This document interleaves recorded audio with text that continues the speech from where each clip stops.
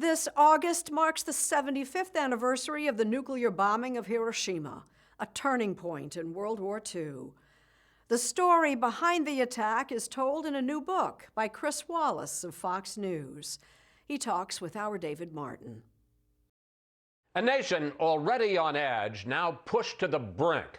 As the anchor of Fox News Sunday, Chris Wallace has been at the center of the cultural and political wars swirling around President Trump. So his new book seems to come out of nowhere. One of the things I loved the most about researching this book and writing this book is it has nothing to do with Donald Trump. Vice President Harry S. Truman takes the oath of office as 32nd president. Countdown 1945, published by Simon & Schuster, a Viacom CBS company, tells the dramatic story of the 116 days from Harry Truman's sudden and unexpected swearing in as president to the dropping of the atomic bomb on Hiroshima. It was the biggest decision maybe any president has ever made. Vice President Truman had been presiding over a dreary Senate debate when he was called to the White House. Eleanor Roosevelt is dressed in black, and she says, "Harry, the president is dead." And he said, "Mrs. Roosevelt, is there anything we can do for you?" And Eleanor Roosevelt says, "Harry, is there anything we can do for you? Because you're the one in trouble now." President Truman asks the full Roosevelt cabinet to remain in office. Truman and the cabinet looked stunned at his swearing in. "I felt like the moon, the stars, and all the planets had fallen on me," he said. Then Secretary of War Henry Stimson pulled him aside. And he said, "Mr. President, I need to tell you about a top secret project of immense importance that has created the most powerful bomb ever put together." Truman had been vice president for only 3 months and knew nothing about the Manhattan Project and the race to build the atomic bomb. So this is the original weapon of mass destruction. Absolutely. The world had never seen anything like this. The military was busy planning the invasion of Japan, an operation General George Marshall estimated would require 700,000 troops, take a year, and cost tens of thousands of American casualties. The bomb had not even been tested.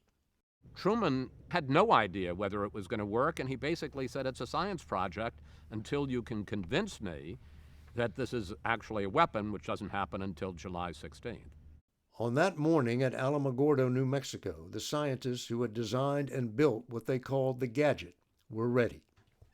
At 5:30, this pulse goes to the bomb, which is up on a 100-foot tower, and something happens that had never happened in the history of the world before.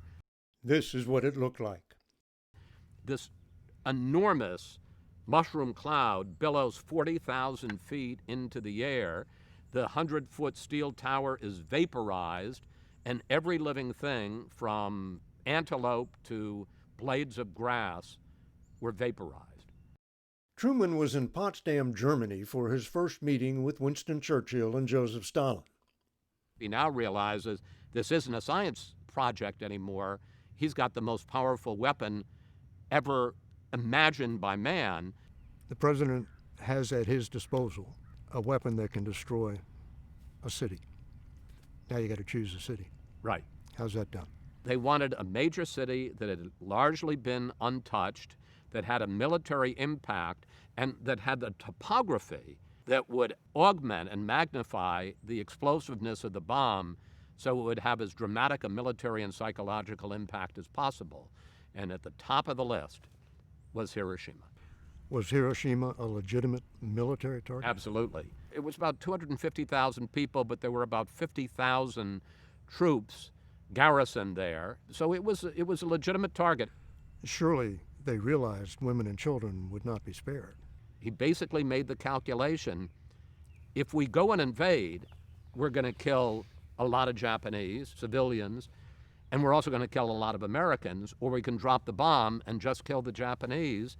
It sounds cold-blooded, but that was the calculation.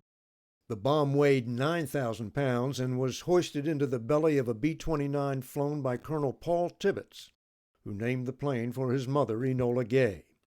It took off in the early morning of August 6th from the island of Tinian. The bomb fell from 30,000 feet to 1,800 feet before detonating.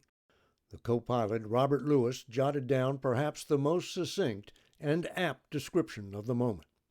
He writes down, "My God, what have we done?" A short time ago, an American airplane. Truman was aboard ship returning from the Potsdam Conference when he announced the destruction of Hiroshima.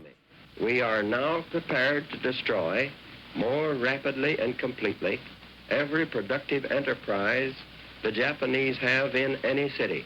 He was jubilant about it because he thought, now finally maybe we can end the war and we can save hundreds of thousands of American lives. All that was left standing were structures built of concrete, and they had been gutted by fire. But the city was off limits to reporters until a young correspondent named John Hersey broke through military censorship and wrote probably the most famous magazine article ever in the New Yorker.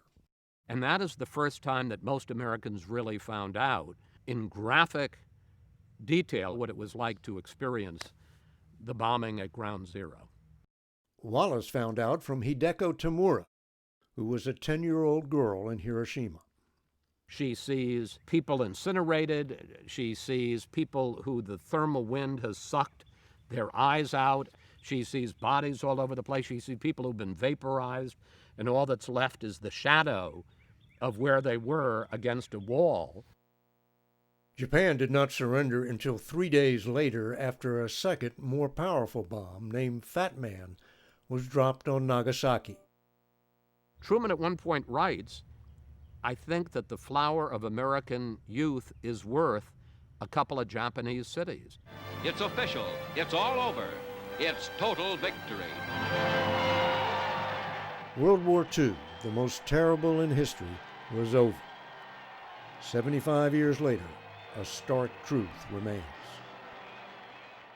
A nuclear weapon has been used in warfare only twice, 3 days apart, and the only country that's ever used it was the United States.